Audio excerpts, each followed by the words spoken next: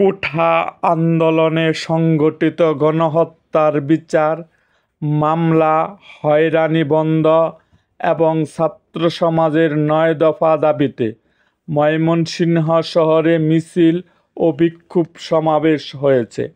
বুধবার Mymensingh judicial magistrate আদালতের উল্টো দিকে জড়ো হন শিক্ষার্থীরা বেলা ১১টার দিকে।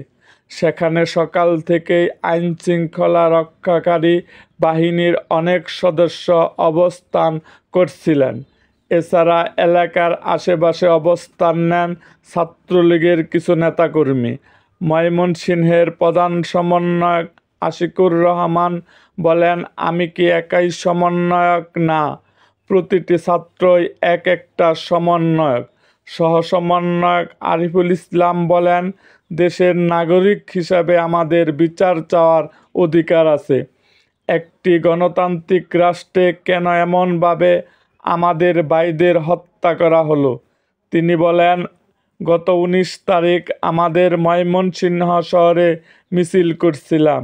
সেই মিছিলে যুবলীগের গুলিতে এবং পুলিশের টিয়ার শেলে আমাদের এক ভাই শহীদ হয়েছে। তার নাম রেদওয়ান সাগর। রেদওয়ান সাগরের হত্যাকারীদের গ্রেপ্তার করতে হবে এবং বিচারের আওতায় আনতে হবে। সাগর ত্রিশাল বাসস্ট্যান্ড এলাকায় শহীদ হয়েছে। সেই ত্রিশাল বাসস্ট্যান্ডে যেখানে সাগর শহীদ হয়েছেন সেখানকে সাগর চত্বর ঘোষণা করতে হবে।